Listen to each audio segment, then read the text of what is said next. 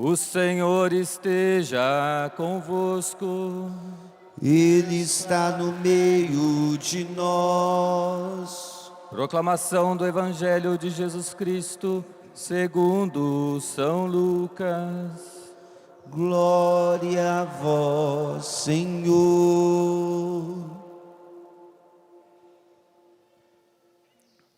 Naquele tempo, Jesus dizia às multidões: quando vedes uma nuvem vinda do ocidente, logo dizeis que vem chuva. E assim acontece.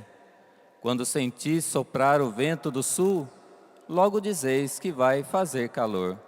E assim acontece. Hipócritas, vós sabeis interpretar o aspecto da terra e do céu. Como é que não sabeis interpretar o tempo presente? Por que não julgais por vós mesmos o que é justo? Quando, pois, tu vais com o teu adversário apresentar-se diante do magistrado, procura resolver o caso com ele enquanto estás a caminho. Senão, ele te levará ao juiz. O juiz te entregará ao guarda, e o guarda te jogará na cadeia. Eu te digo, daí tu não sairás enquanto não pagares o último centavo.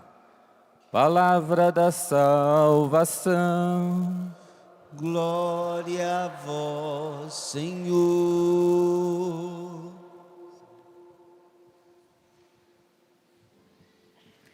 É assim a geração dos que buscam vossa face, ó Senhor, Deus de Israel. É assim a geração dos que buscam vossa face, ó Senhor, Deus de Israel. É assim a geração dos que buscam vossa face, ó Senhor, Deus de Israel. É assim a geração dos que buscam vossa face, ó Senhor, Deus de Israel.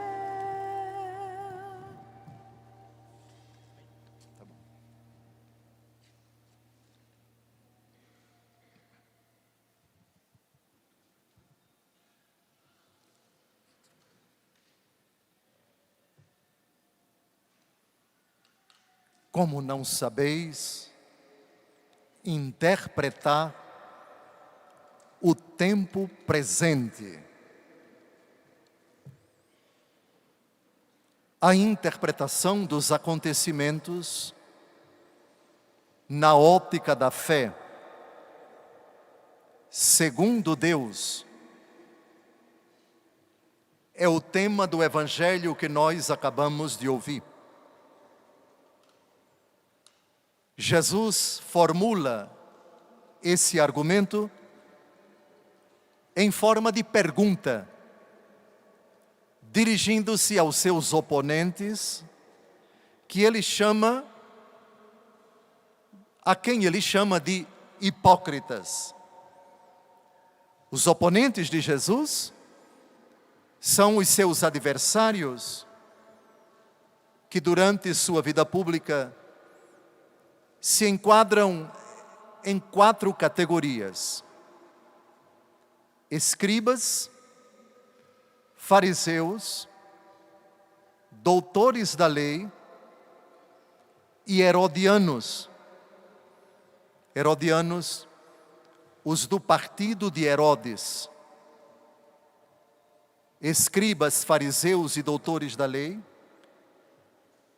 Os adversários de Jesus, digamos, os religiosos de sua época. A imagem utilizada por Nosso Senhor, a linguagem da natureza, a nuvem que vem do ocidente, leva até quem não acredita em Deus a dizer, vem chuva. Isso é uma interpretação.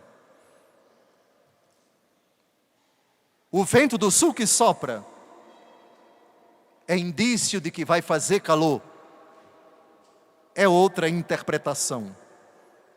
A sabedoria popular, a experiência fruto do convívio com os fenômenos da natureza. E assim acontece. Jesus parte desses dois exemplos para chegar ao que lhe interessa: a interpretação dos sinais dos tempos, o conjunto dos acontecimentos da história, no qual Deus fala. Deus transmite mensagens. Interpretação equivocada significa entender o errado. O entendimento leva em consideração premissas e conclusão, ou conclusões. Premissas são afirmações, são frases que, unidas a outras frases, levam à conclusão que é o arremate de um raciocínio. Logo, portanto, em conclusão, em consequência, ou se quisermos, isto é, ou seja, concluindo, e se faz aquela afirmação final. Há conclusões e conclusões. Conclusões malucas, conclusões sensatas, mas incompletas, conclusões completas, mas ineficazes, conclusões completas e eficazes, isto é, que trazem uma repercussão, um impacto na nossa vida. Na verdade, todos os acontecimentos da história são recados de Deus, sinais de Deus, lembretes de Deus, advertências de Deus. O que não significa dizer que Deus está agindo como o autor desses acontecimentos. Nem sempre é fácil dizer aqui e agora, ou nos acontecimentos que estão em andamento, Deus mesmo está agindo. Deus é o autor, Deus é o responsável, Deus é o causador dos acontecimentos. Não. É preciso um pouco de bom senso para perceber que, ali onde existem a injustiça, a infidelidade, a ofensa a Deus e ao homem, a violação à dignidade do ser humano e da obra de Deus, chamemo-la de natureza, a vontade de Deus não está sendo cumprida. Não é a vontade de Deus a morte de ninguém, a injustiça, qualquer que seja a sua manifestação, a sua modalidade. Por isso, a leitura dos acontecimentos precisa fazer uma distinção, precisa fazer um discernimento. O que Deus quer e está em ato com a colaboração do homem, aí sim se faz a vontade de Deus. E, por outro lado, o que Deus não quer, mas permite, porque cria o homem à sua imagem e semelhança, e não o impede de fazer o mal, nem o força a fazer o bem. São dois âmbitos distintos que o cristão, na interpretação dos acontecimentos da história, precisa fazer. É preciso pontuar na interpretação dos sinais dos tempos o que é a vontade de Deus e o que é apenas a permissão de Deus. Tanto num como num outro momento, tanto querendo como permitindo, a afirmação do apóstolo Paulo vale sempre. Romanos capítulo 8, versículo 28. Deus coopera em tudo para o bem daqueles que o amam. Ou seja, quer apenas permitindo, quer querendo, a cooperação misteriosa de Deus, que, no caso da permissão, permite que o mal aconteça, para que dele, de uma forma que desconhecemos, ele tire um bem, e um bem maior. Não nos é dado compreender como. Peguemos o exemplo mais terrível, a traição de Judas. Desde toda a eternidade, Deus sabia que Judas iria trair o Senhor. Malgrado isto, desde toda a eternidade, Deus amou essa criatura e não impediu que ela viesse à existência, mas a criou por amor e para amá-la. E criou porque quis salvá-la, e tudo fez para que isso acontecesse.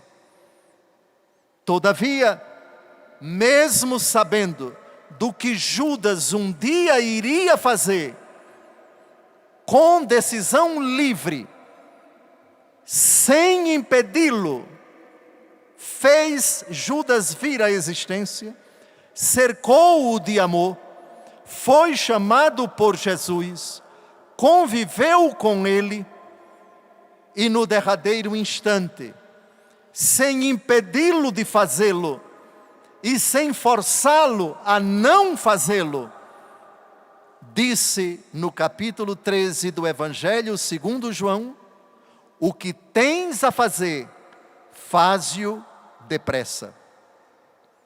Evidentemente que nós que estamos sujeitos ao tempo, é muito difícil sem a fé, eu diria, é impossível aceitar a conjunção entre a presciência divina e sua predestinação para o céu, já que não existe predestinação para o inferno. Deus não predestina ninguém para o inferno, só existe predestinação para o céu. Conhecer antecipadamente não significa querer. O querer de Deus no que toca ao destino do homem não entra no âmbito do conhecer antecipadamente. Deus conhece o mal que o homem vai fazer, mas não quer que esse homem pratique o mal. Mesmo assim, sabendo de antemão, o ama, e amando-o, deseja criá-lo, e desejando criá-lo, cria-o de fato, e criando-o de fato, oferece todas as condições para que ele se salve. A pergunta, portanto, não é correta esta: se Deus já sabia que Judas iria trair Jesus, por que o criou? A pergunta não está bem colocada. Até porque, se tirarmos Judas e colocarmos a mim e a senhora, que pecamos no passado e vamos pecar no futuro, em nada Judas Iscariotes difere de nós. Pois tanto ele pecou, como nós pecamos, e ainda vamos pecar. A pergunta, repito, não é bem colocada. Isto é, se Deus já sabia de antemão, por que permitiu? Sabia de antemão porque é Deus. Permitiu porque é Deus. O motivo da criação não é o efeito da criação, é a causa da criação. Deus nos cria porque Ele é bom, não porque nós vamos ser bons ou vamos ser maus. Atenção! Deus já sabia que os anjos maus, criados bons, um dia haveriam de se rebelar contra ele? Sabia. E por que ele criou? Sabendo que eles iriam se rebelar. A resposta está na causa. Porque ele é bom. Porque ele não impediu? Porque ele é bom. Nem impede-nos de pecar, nem nos força a fazer o que lhe agrada. É o mistério, por um lado, da escolha eterna de Deus, motivada apenas pelo amor, da paciência de Deus em suportar o homem com seus reveses, com suas quedas, com suas fragilidades, com suas potencialidades para praticar o mal.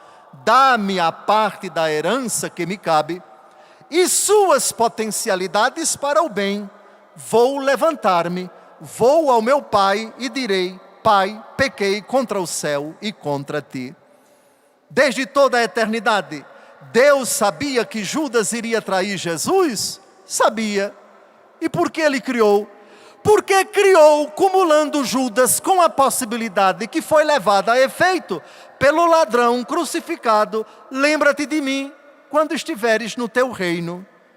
O que o ladrão fez era uma possibilidade para Judas. Judas não fez, pelo menos não é descrito isso explicitamente nos evangelhos, que só dizem que ele, cheio de remorso, foi se enforcar. A Bíblia não diz que ele se arrependeu enquanto estava agonizando. Se isso aconteceu e ele fez um ato consciente, como São Dimas fez, lembra-te de mim quando estiveres no teu reino, aplicou-se para ele a frase que Jesus dirigiu ao jovem: ao ladrão crucificado, hoje estarás comigo no paraíso. Como não sabemos o que se passou no último instante consciente de Judas Iscariotes, entregamos a Deus Todo-Poderoso essa sentença. Só Ele sabe se aconteceu a salvação. Deus, que o criou por amor, permitiu todos os pecados daquela figura sombria e, sem forçá-lo, levou-o ao arrependimento sincero com o concurso de sua graça. Se não aconteceu o arrependimento sincero e ele partiu em pecado mortal, partiu porque ele quis ficar em pecado mortal, e não porque Deus o criou para nascer, viver e morrer em pecado mortal. O mistério insondável dos acontecimentos do tempo presente. A pergunta que o Senhor dirige, a terceira pergunta: por que não julgais por vós mesmos o que é justo? Ler os acontecimentos que nos envolvem na óptica da fé. Enxergar nas coisas menores, nas coisas pequenas e não pequenas, Deus falando, Deus dizendo, Deus nos instruindo, ou pelo menos interrogações nos interpelando. Meu Deus, naquela tragédia que eu acabei de ler nesse site, nesse link, essa notícia pavorosa, ou essa notícia luminosa, o que tens a me dizer? O que estás a me falar? O que a tua bondade quer que eu compreenda, que eu leia, que eu conclua?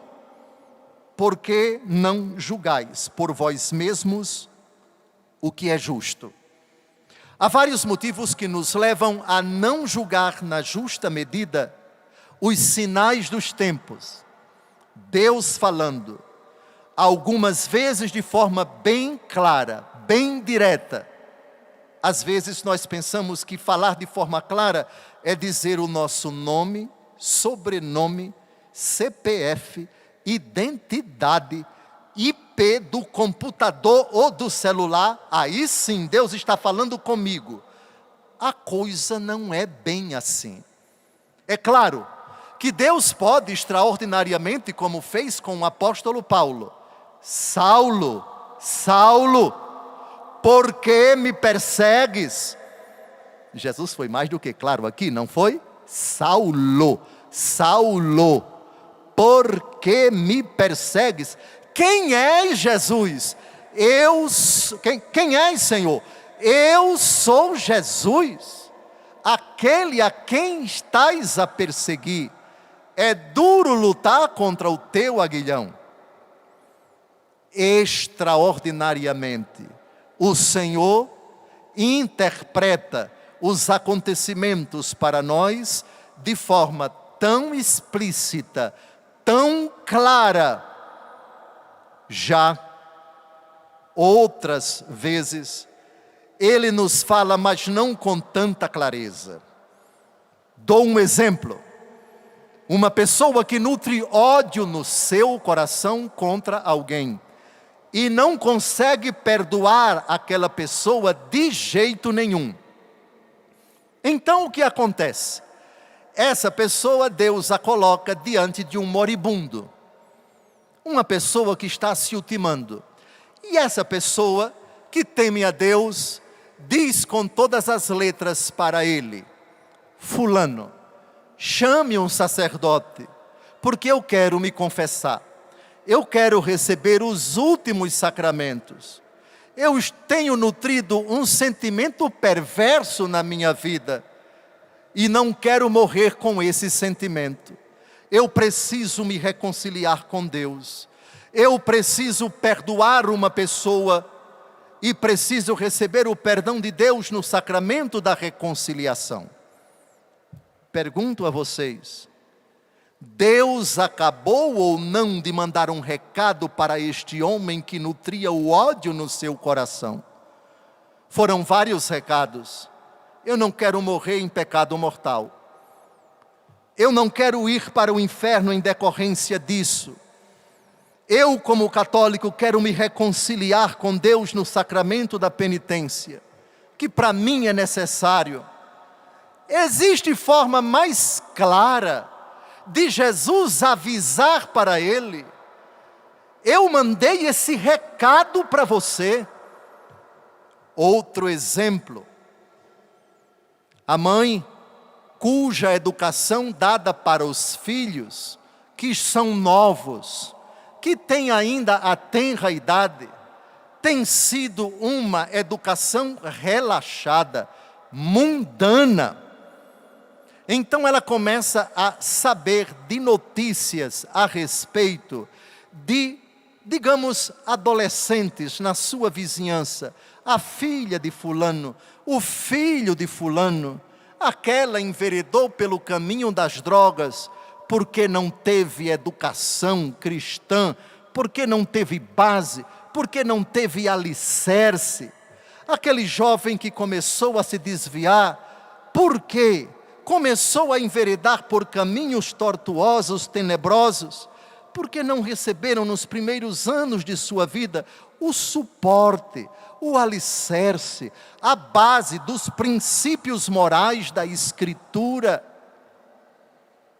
E ela está vendo que, relaxada como está, como vem sendo, os seus filhos, que por enquanto são pequenos, vão crescer e provavelmente vão enveredar por esses caminhos.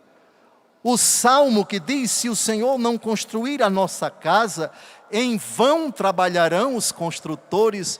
Se o Senhor não vigiar a nossa cidade, em vão vigiarão as sentinelas. É preciso mais o quê?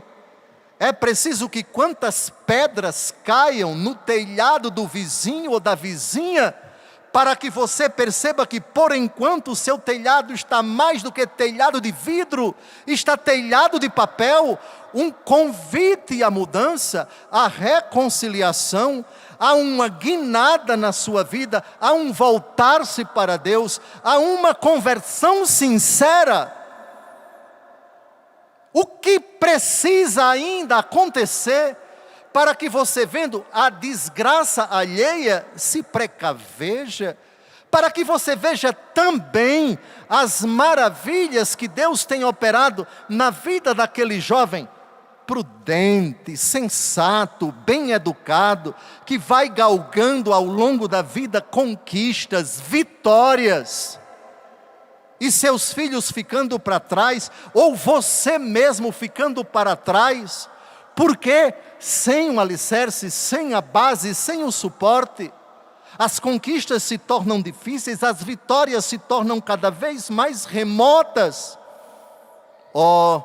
As interpretações, não é preciso muito, a bem da verdade, para que nós vejamos, para que nós sintamos, para que nós percebamos na nossa micro-realidade, isto é, na minha relação pessoal comigo, na minha relação com o próximo, com o marido, com a esposa, com os filhos, com os vizinhos, com as pessoas que fazem parte da nossa vida, o bem que deve ser feito, as possibilidades que estão diante de nós, e também as decisões urgentes e imediatas de corte, de poda, de extirpação ou de adesão, de busca ou de eliminação, para que a imitação dos bons e evitando seguir o conselho dos maus,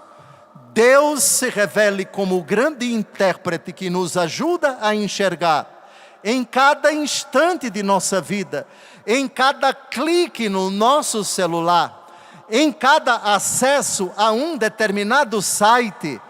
Deus me fala, Deus me chama, Deus me adverte, Deus me indica.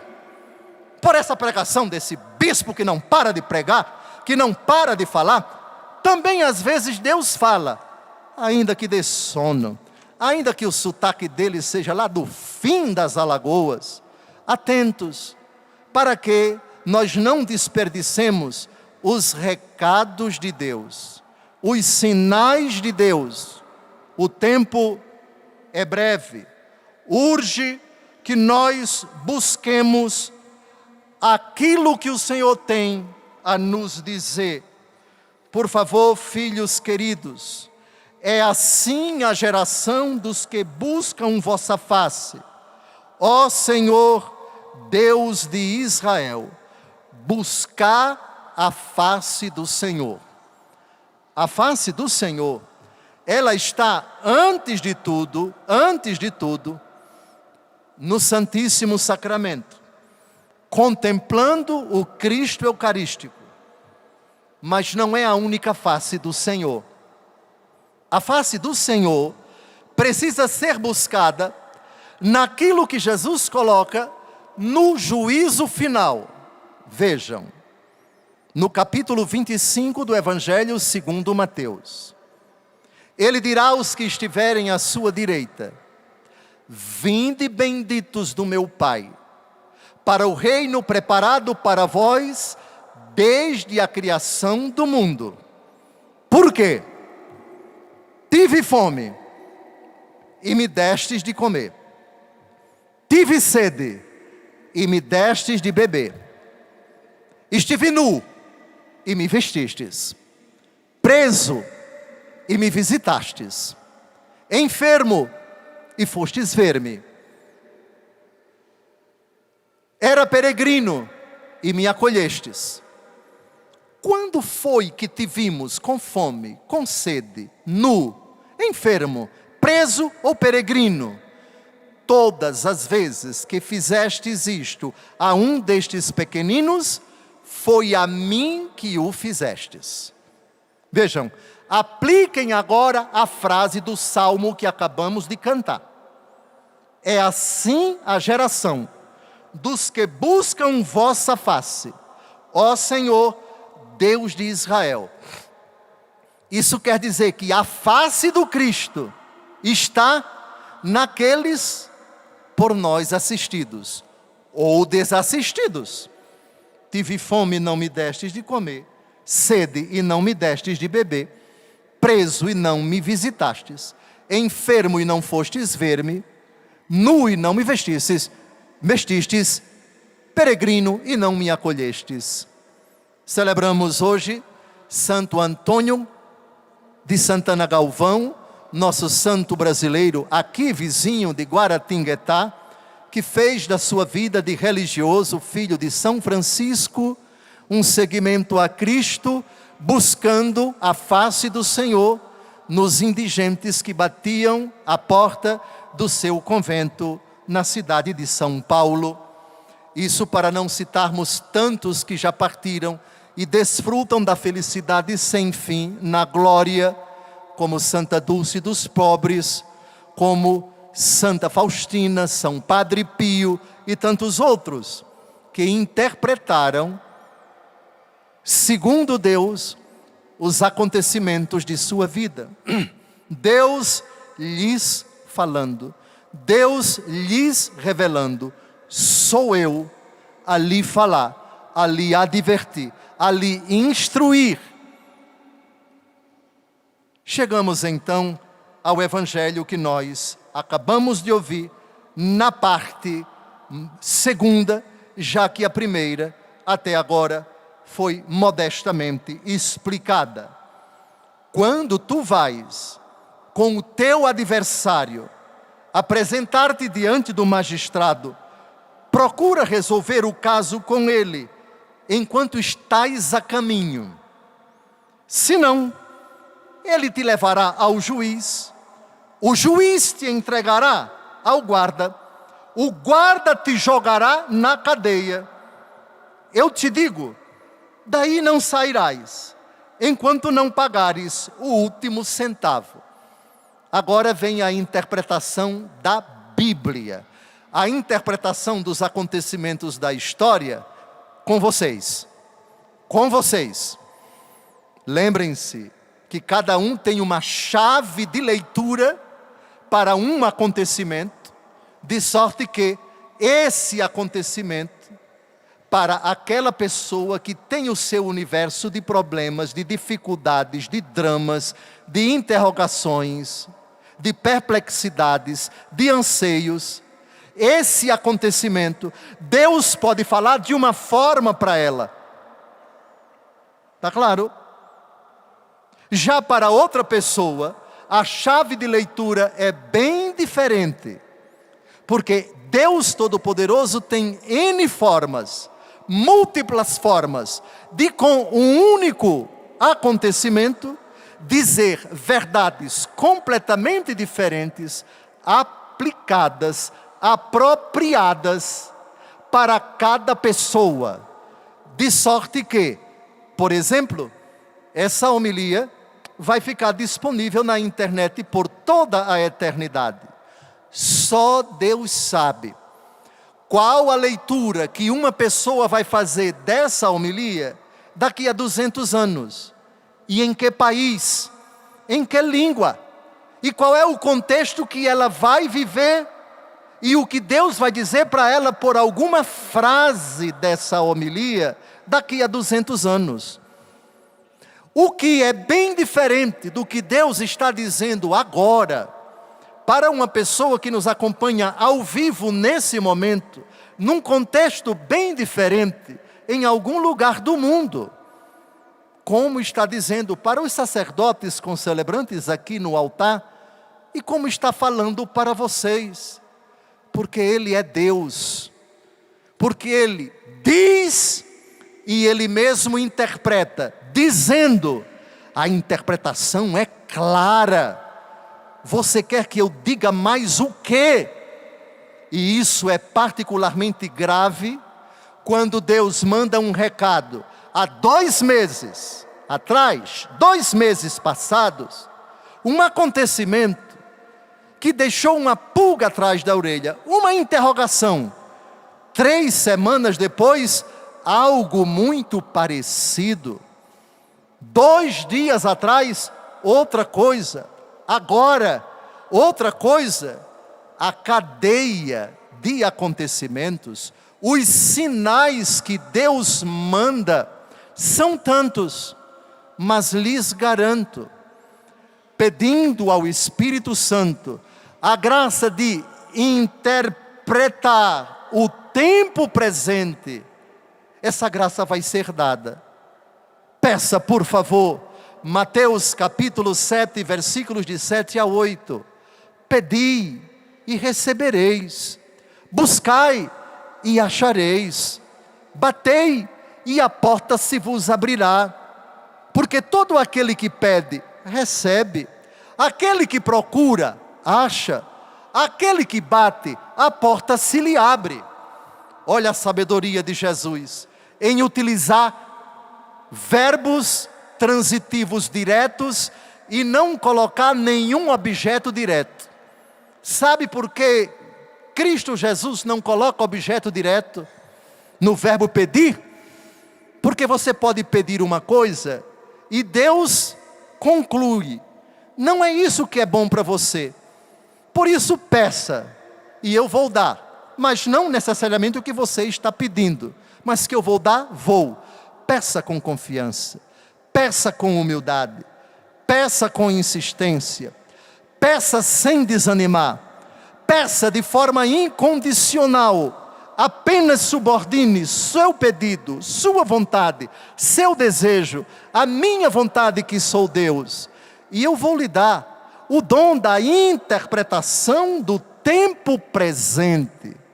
Senhor, quantos recados, quantas mensagens, vindas de tantas pessoas, doces recados, delicadas advertências, admoestações tão educadas, que a vossa providência faz chegar até mim, de forma imperceptível, mas que eu quisera não deixá-las cair por terra, não entrar por aqui e sair por aqui, mas, Romanos capítulo 10, de 8 a 10, a palavra está ao teu alcance, em tua boca e em teu coração.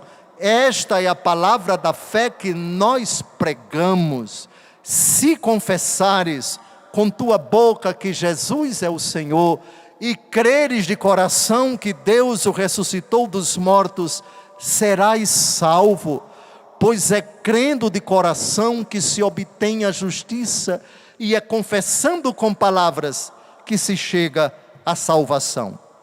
Dito isso, agora é preciso explicar, uma vez que estamos a caminho, quem são essas personagens de que Jesus fala de forma tão misteriosa, tão cifrada. Quando tu vais com teu adversário, quem é meu adversário? Apresentar-te diante do magistrado. Quem é o magistrado? Procura resolver o caso com ele. Como é que eu vou me entender com esse adversário? Enquanto estás a caminho, para onde? Senão ele te levará ao juiz. Quem é o juiz? O juiz te entregará ao guarda. Quem é o guarda? E o guarda te jogará na cadeia. Que cadeia é essa? E mais, de lá não sairás, enquanto não pagares o último centavo. O que é pagar o último centavo? Mas que mensagem misteriosa é essa, Senhor Jesus? Explique-nos, Senhor Bispo, porque essa é sua obrigação. E é mesmo. Ai de mim se eu não explicar, tudo mastigadinho. Eu é que vou para o inferno. Eu é que vou para o inferno, se não fizer das minhas homilias uma explicação clara do que Jesus tem a dizer para vocês. Versículo 58. Quando tu vais com teu adversário apresentar-te diante do magistrado. Quem é esse adversário? Santo Agostinho, Sermão 109, parágrafo 3, aspas. Vamos averiguar quem é o adversário com o qual devemos entrar em acordo, por temor a que ele poderá nos entregar ao juiz, e o juiz nos entregar ao oficial. Tratemos de encontrá-lo e de entrar em acordo com ele. Agora vem a explicação belíssima. Se estás cometendo um pecado, o teu adversário é a palavra de Deus. Por exemplo, talvez estejas com vontade de te embriagar. O que ela, a palavra, diz? Não faças isso. É possível que queiras frequentar um ambiente onde se pratica frivolidade. O que ela, a palavra, diz? Não faças isso. Tu podes ter vontade de praticar o adultério. A palavra de Deus te diz, não o faças. Ela é o inimigo de toda vontade tua, até que se converta na segurança de tua salvação. Oh, que inimiga honesta e útil! Fecha aspas. A palavra de Deus é nossa aliada, enquanto estamos na graça, enquanto cumprimos o mandamento, e se torna nossa adversária, quando violamos os mandamentos. Pronto, quando tu vais com teu adversário apresentar-te diante do magistrado, e vamos ver quem é o juiz, procura resolver o caso com ele, o teu adversário, enquanto estás a caminho. Como é que eu me resolvo com a palavra de Deus? Saindo do pecado. Se me amais, guardais os meus mandamentos, disse Jesus, no capítulo 14 do Evangelho segundo João. Pronto, entenda-se com a palavra de Deus, viva por ela, na obediência a ela, e ela deixa de ser o seu adversário. Agora vamos explicar quem é o juiz, quem é o guarda, o que significa a cadeia.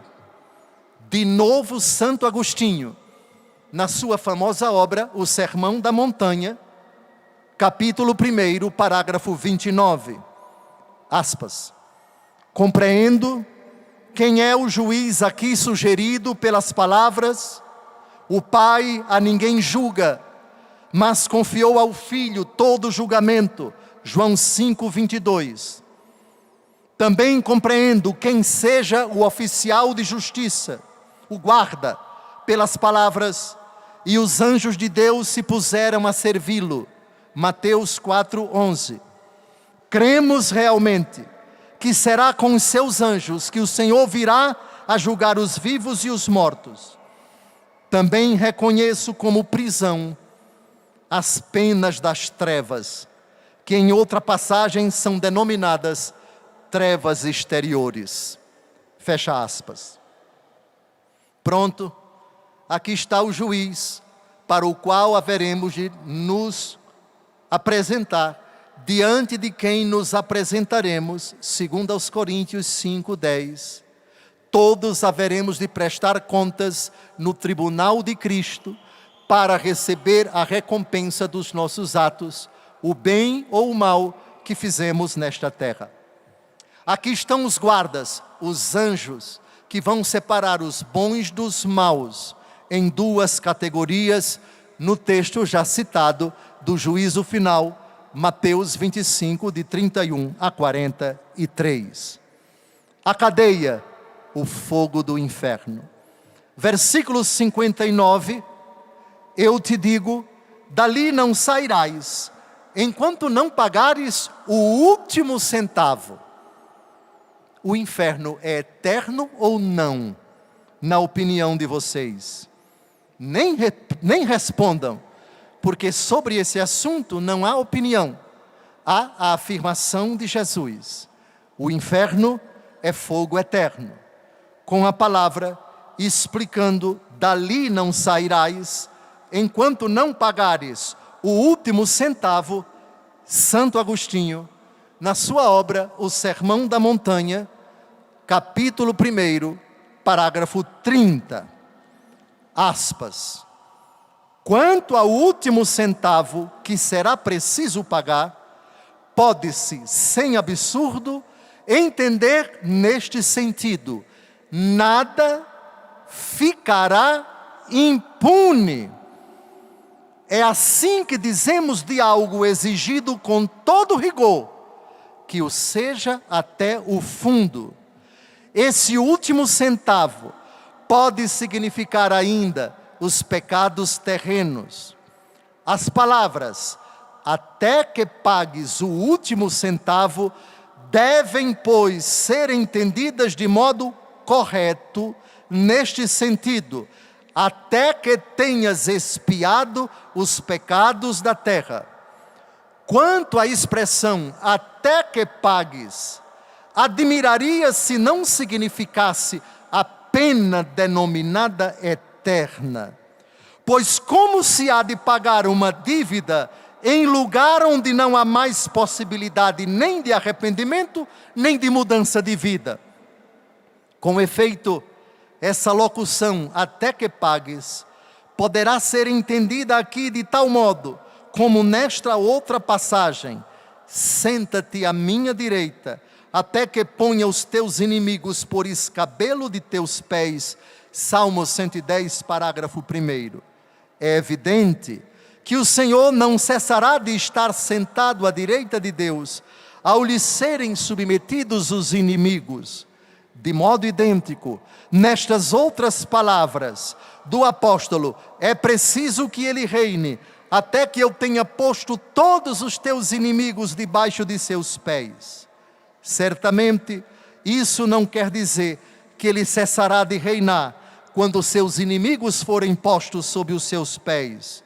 Como devemos entender aí que o reino daquele de quem é dito, é preciso que ele reine, até que o Pai tenha posto os seus inimigos debaixo dos seus pés, será eterno, porque seus inimigos estarão sempre sob seus pés. Desse mesmo modo, nós podemos entender que aquele a quem é dito, dali não sairás, enquanto não pagares o último centavo, não sairá nunca, porque estará sempre pagando essa dívida, enquanto durarem as penas eternas, devidas aos pecados cometidos na terra. Fecha aspas.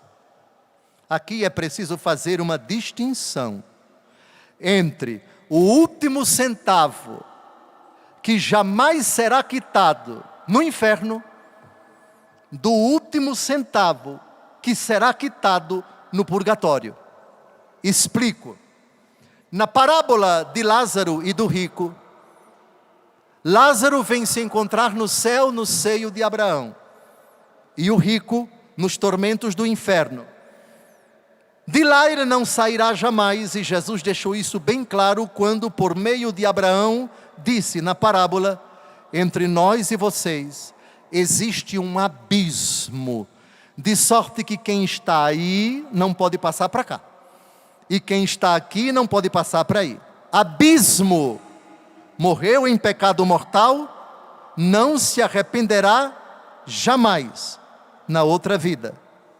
Morreu na graça de Deus, não cometerá pecado jamais na outra vida. Mas é possível, enquanto estamos a caminho, que nos arrependamos dos pecados cometidos nesta terra. Aí, arrependidos, é-nos dada a possibilidade, nesta ou na outra vida, se partirmos na graça de Deus, de repararmos as penas temporais dos pecados perdoados quanto à culpa. No purgatório, se paga o último centavo das penas temporais dos pecados perdoados quanto à culpa. É infinitamente distinto o fogo do inferno do fogo do purgatório, diz o Catecismo da Igreja Católica. Para vocês entenderem o que é o purgatório e como se paga o último centavo nele, pois para o purgatório irão, e lá estão, os que partem ou partiram na graça de Deus, portanto, arrependidos de todos os pecados, mas nesta vida não expiaram as penas temporais dos pecados perdoados quanto à culpa. Acho que já dei aqui. Se dei, convém repetir. Se não dei, convém dar de novo esse exemplo. O filho cuja mãe passa o dia inteiro a limpar a sua casa para receber uma visita. Das 3 da manhã até as 5 da tarde, a boa dona de casa limpa com grande esmero a casa para receber a visita ilustre. 5 da tarde, pronta já a sua casa para receber a visita, ela deixa o seu filho traquino, serelepe, sozinho no apartamento e sai para comprar pão, leite, o que falta para o café da noite, para o grande jantar. 15 minutos depois ela volta e ao entrar na casa, ela encontra a casa toda bagunçada. O que ela cuidou de ajeitar em mais de 15 horas, o filho em 10 minutos desarrumou. Deixou a casa um furdunço, deixou uma bagunça. E ela chora copiosamente ao ver toda a maldade que o filho fez. Chora. O filho, tocado de arrependimento ao ver o sofrimento da mãe, pede humildemente à mãe que o perdoe.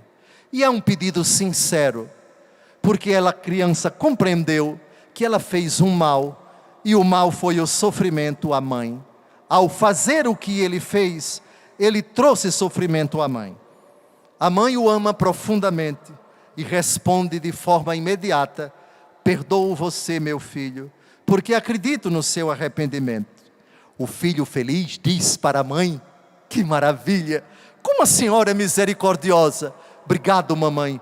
E cobre a mãe de beijos e diz: agora, mamãe, eu vou descer para brincar com os meus amiguinhos lá no jardim. A mãe diz: meu filho, eu amo muito você, mas você não vai não. A porta está fechada. Você só sai daqui quando você deixar em ordem o apartamento que você bagunçou, a casa que você transtornou, a sujeira que você deixou. Você tem que deixar a casa em ordem, vai ficar aqui preso. Isso não é pirraça, isso não é vingança, isso é justiça que brota do amor. Eu seria uma moleca e não sua mãe se eu fosse ajeitar a bagunça que você fez. Brincar você vai, depois que deixar a casa em ordem, como você encontrou. Senhoras mães, o que essa mãe acabou de dizer, a exigência dela é justa ou não? Pronto. Vocês entenderam o purgatório. Entenderam o purgatório. Purgatório é isso. Amo você. Nunca deixarei de amar você. Ainda que você tenha feito tantos males, amo você. E uma vez você arrependido sinceramente, perdoei você. O que não significa dizer que você está livre da obrigação de reparar, nesta vida ou na outra, o mal que você cometeu. Amor e verdade se encontram, justiça e paz se abraçam. Salmo 84, versículo 11. Amor e verdade, justiça e paz. O amor de Deus é justo. Se você fez, uma coisa é a culpa, outra coisa é a obrigação de reparar o mal que você cometeu. Da culpa eu perdoo você, mas a reparação, nessa vida ou na outra, é você. Sim, a mãe cometeu o aborto, pecado grave? Gravíssimo. Arrependeu-se sinceramente e pediu perdão a Deus, o perdão é dado. Todos, como diz Papa Francisco, perdoem a todos no sacramento da confissão, contanto que estejam sinceramente arrependidos, evidentemente, pois esse é um dos atos do penitente, a contrição, sem o que a absolvição não pode ser dada validamente. Mas a reparação, a penitência, você precisa realizar. Como reparar uma vida tirada? Fulano desviou milhões e milhões de reais dos cofres públicos. Arrependeu-se, gastou todo o dinheiro. E agora? Como reparar? Como devolver se ele não tem mais o dinheiro? Oração, penitência, caridade, até ao fim da vida. E se não reparar dessas 3 formas, todo o mal cometido vai reparar na outra vida. De lá não sairás, até que tenhas pago o último centavo. Com o amor de Deus não se brinca. O perdão dele é dado e livra você da culpa, mas não da pena. Vai reparar, de lá não sairás, até que tenhas pago o último centavo. Disso o apóstolo Paulo fala na 1 Coríntios capítulo 3, versículos de 11 a 15. Ele será salvo, mas de alguma forma passando pelo fogo. Sim, o Novo Testamento fala do fogo que salva no dia do julgamento. Esse é um dos fundamentos para a doutrina do purgatório. 1 Coríntios capítulo 3, versículos de 11 a 15, citado no Catecismo da Igreja Católica. Amados, é hora de terminar a homilia. Como eu gostaria de ficar aqui até meia-noite, mas já fui avisado que daqui a pouco a missa não será mais transmitida. Glorifiquemos a Deus extremamente exigente, que não quer ser o nosso adversário, mas quando Ele se torna nosso adversário, é para o nosso bem. Entremos em acordo com Ele. É adversário enquanto estamos a caminho, é juiz quando o caminho terminar. Tanto agora, como até o derradeiro instante da nossa vida, Ele não quer ser o adversário, é nosso advogado. Primeira carta de São João, capítulo 2. Filhinhos, eu vos escrevo para que não pecais. Mas se pecardes, para que não pequeis. Se pecardes, tendes um advogado junto do Pai, Cristo Jesus. Alegremo-nos porque a sua imensa bondade, enquanto estamos a caminho, nos dá, pela força do seu Espírito, a graça de interpretar o tempo presente, a graça de se tornar nosso adversário, a graça de ser no derradeiro instante da nossa vida, o juiz, que vai agir com a ajuda dos oficiais de justiça. Só Deus nos livre, só Ele, o divino advogado, nos livre da prisão, da cadeia e da obrigação de pagar o último centavo, que nós já sabemos, sem o arrependimento sincero, é a condenação eterna.